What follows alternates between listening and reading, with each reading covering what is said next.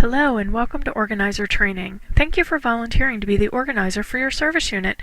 This tutorial will teach you about what your role is in the area you are assigned. Before we begin, the organizer position is one of the most important on a service team. You are the front line when it comes to Girl Scouting on the Delmarva Peninsula. Organizers host recruitment events, help new volunteers, place girls in troops, and help the service unit plan retention events. Organizers work in conjunction with consultants to ensure that volunteers are supported and encouraged throughout the Girl Scout year. Now that you have a general idea of what your role is, let's review our objectives. By the end of this tutorial, you should know the requirements and responsibilities of an organizer, know the use of forms, resources, and training opportunities available, know the support system in place for the position, know the role of the organizer within the service team, and know how the organizer and consultant positions complement one another. You should have received this organizer position description in your packet or from your service unit manager. You should sign this form and return it to your service unit manager. For every service unit position, there are requirements and duties. These vary depending upon the position, and we'll discuss the requirements for your position now.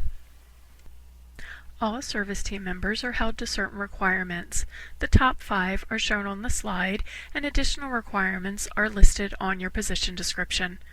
The top 5 are membership in Girl Scouts of the United States of America, successfully completing an online background check every 3 years, completing the training or educational sessions as required for the position, having access, ability, and willingness to use the internet, email, and other technology, and of course, learning, promoting, and supporting the Girl Scout program.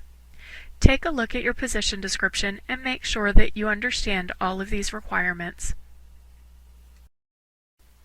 These are the principal duties for the service unit organizer. Develop, coordinate, and conduct year-round recruitment events. Create and implement a year-round plan with the service unit to serve girls on the placement list in a timely manner. Recruit and place girls. That means processing and following up with all interested members within 7 days, supporting and forming new troops throughout the year, and contacting existing troops to include new members. Recruit and recommend adults for volunteer positions within the service unit. Assist in securing meeting places for Girl Scout activities. Coordinate with the fall product and cookie programs to ensure that all new troops have the ability to participate. Maintain a database of interested members that includes all girls on both the Girl Scouts of the Chesapeake Bay lists and the service unit lists. Share the database with Membership Services Department weekly to ensure that no girls are missing from the referral list. Ensure that troop leaders contact families within 7 days, and to coordinate with the service unit registrar to verify that girls are registered within the first 3 meetings. Recruitment is a year-round effort by all service team members. One of your main jobs will be hosting recruitment events. The bulk of them occur in the fall and can be held virtually anywhere. You want to make sure to use flyers to get the word out. Before the event, you want to find out how many troops are accepting new girls and if the leaders would be willing to attend the event. Remember that a troop is a group of 5 girls. If a leader has less than 5, please encourage them to take more girls. Otherwise, they risk losing their troop number and having the girls registered as Juliettes. Make sure you have a program for the girls to do. Older Girl Scouts are perfect for handling this task. While the girls are enjoying the program, talk to the parents and recruit them as volunteers, either for the long term or short term. They are your first source of volunteers, so make sure you give them as much attention as possible. If you can, have your consultants talk to them so they can have their questions answered immediately. The more members of the service team that can be involved, the better. Remember to make it fun for both the girls and adults so they get the full benefit of what Girl Scouts can offer their family. And follow-up is crucial to success. Make sure that all girls are placed as soon as possible and any adults are given the information they need to take the appropriate next steps. If you don't do follow-up within 1 week of the event, you may have lost the potential for that girl or adult to join Girl Scouting. In the organizer packet, you should have received the document Recruitment Event Guidelines. This publication walks you through how to plan, run, and follow up after a recruitment event. Everything you need in one place.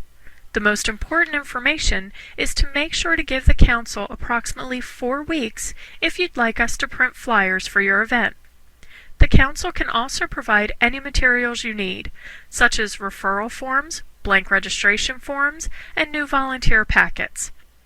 Remember, work with your consultants at the recruitment event so that potential volunteers can learn more about the levels in Girl Scouting and feel welcomed. Consultants are there to provide information about the levels. You are there to provide general information about volunteering. The earlier a volunteer connects with a consultant, the better their experience will be in Girl Scouts, and the more welcome they will feel. If you need additional help at the recruitment event, enlist the entire service team. The more, the merrier. It will show the supportive nature of your service team to parents, girls, and potential volunteers. The part that most organizers fail to complete is the follow-up. Make sure to get in touch with the parents and volunteers who took the time to come out to the recruitment.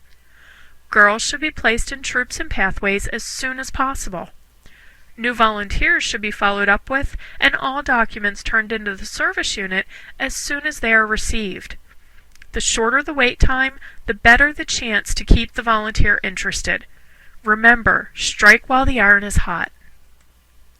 Once you've held your recruitment event, there are several follow-up pieces to consider. The first is referrals. These can come from multiple sources: a recruitment event, the council, other girls and adults. Once a girl has expressed an interest, you will add them to your referral list and communicate with troop leaders to place the girls. Your list and council's list should be exactly the same. It is the easiest way for councils to assist you in tracking girls. If the girl can't be placed for whatever reason, you will then place her on the wait list. There's a system of priority for girls on a wait list. The first girls placed are those who are currently registered and changing troops due to disbandment or bridging. Then girls of registered adult volunteers such as service team or troop leaders would be given priority, and then all others. If you have offered placement but the parents or girl don't like the placement, you are able to take them off the wait list after 3 attempts. Make sure to note all attempts at placement on the wait list. Again, this list should be the same as council's list. Your membership and community development specialist can print out the wait list at any time for you to review. In addition to referrals and wait lists, troops may have less than 5 girls and need to have additional girls added to their troop. Targeted recruitments help them gain these new girls.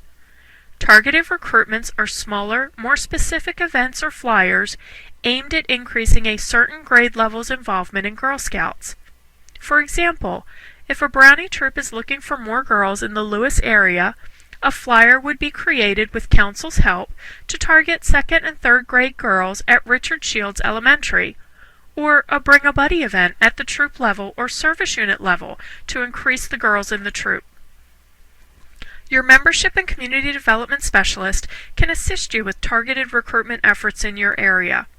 In all cases, Council is your partner in recruiting, retaining, and training both girls and adults in Girl Scouting. The more you partner with Council, the better we are able to assist you. Once an adult has volunteered, if you have a new leader liaison or a consultant, refer them to that person. In the meantime, make sure that the volunteer knows the procedure for registering and their next steps, which of course are the volunteer application, education for their position, a background check, and some tips for working with the troop. There is a resource to help the leaders with the parent meeting. These parent meeting guidelines are a great way for new volunteers to break the ice with parents. It gives a suggested outline for the meeting, allows the volunteer to discuss the most important things in the troop. It also has suggestions for how to ask the parents to get involved in the troop through volunteer opportunities like the product sales parent, treasurer, assistant leader, or other positions that might be needed. A great tool to use at the parent meeting is the Families Make It Happen, which is on the next slide. This document can be used by volunteers at the parents' meeting to find out what talents and abilities the parents bring to the table. It basically outlines the ways in which parents can assist the leader in making the experience the best it can be. There are several tools within your packet that will help you complete your tasks. They are listed on this slide, and we will discuss them further in the next sections. The troop projection is to be given to leaders in the spring. This form helps assess who will be in the troop the following fall and whether leaders will be continuing in their roles for the next year. This form will be turned back into you once it is complete.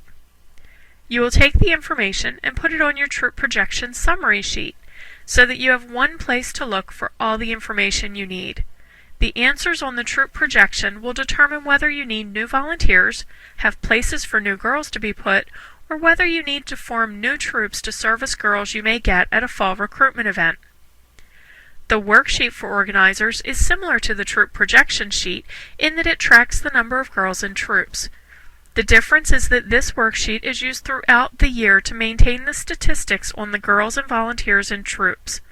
Again, it is a tool to help you target your recruitment events and maintain data on the service unit. On the following slides, the forms are shown for you to be able to recognize them. As you can see, this form shows fall of the upcoming year. It asks for the anticipated meeting place, day, and time. It also asks whether they will be willing to add girls in the fall. All volunteers are asked if they will be continuing in their roles for the upcoming year. The troop leader merely fills in all the information and returns it to you. Make sure you allow enough time for leaders to get the information back to you. You could even ask them to fill it out while they're attending a service unit meeting and drop it off to you at the end of the meeting. Remember, out of sight, out of mind. Once this form has been turned into you, you will complete the information on the projection summary sheet. This form is merely a summary of all the data gleaned from the troop projection sheets. This makes it much easier for you to access all the data you need when planning your recruitment events for the upcoming year. If used consistently, you can see trends in grade levels and whether you need to do targeted recruitments. Again, the more information you have, the easier your job becomes. This information should be shared with the service unit registrar and the service unit manager so they're aware of which leaders are continuing into the next year. As a member of the service team, you may also receive questions about financial assistance. The Loan or Financial Assistance application is for use by troops or individuals in need of financial assistance for uniforms, books, events, or educational experiences. Troops can request a loan, individuals receive grants. Troops are required to create a repayment plan, and if they don't repay the loan, it is considered a council debt and treated accordingly. The scholarship request for membership fees is a revolving fund for providing the membership fee to those individuals who cannot otherwise participate in Girl Scouting. It can be repaid once the family or troop is able to do so. If it is repaid, the money goes to help another person in the council. The Loan or Financial Assistance application is available online. If you have any further questions, talk to your service unit manager or membership and community development specialist.